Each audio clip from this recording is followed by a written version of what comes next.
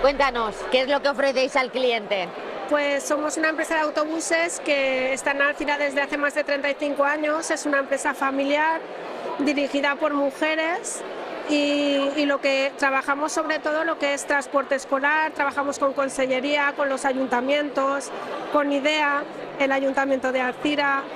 Hacemos muchos eventos, trabajamos con la cotonera, Salarres, lo que son bodas, todo lo que sean viajes y eventos y escolar, pues ahí estamos nosotros. Todo lo que sea fiesta, fiesta y cosas bonitas. Claro que sí.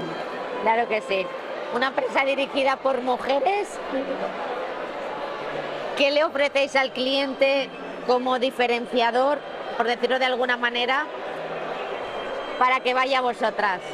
Pues somos una empresa que damos la tranquilidad de estar muchos años en este sector, la confianza, nos conocen ya por nuestra trayectoria y primero empezó mi madre, que para mí es un referente, y luego ya estuvo mi hermana, ya tuve que pilotar la empresa y cambié todos los valores y empezamos como de nuevo.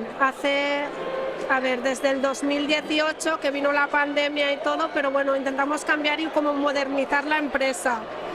Y lo que ofrecemos pues es mucha tranquilidad, que nos conocen y eso, básicamente es eso. ¿Dónde estáis? ¿Dónde os pueden encontrar? Estamos en Alcira, en la carretera de Albalat, que se ha comentado mucho antes, pues entre Ceti, Mazo, estamos todos en el mismo... Bien, pues muchas gracias. A ti.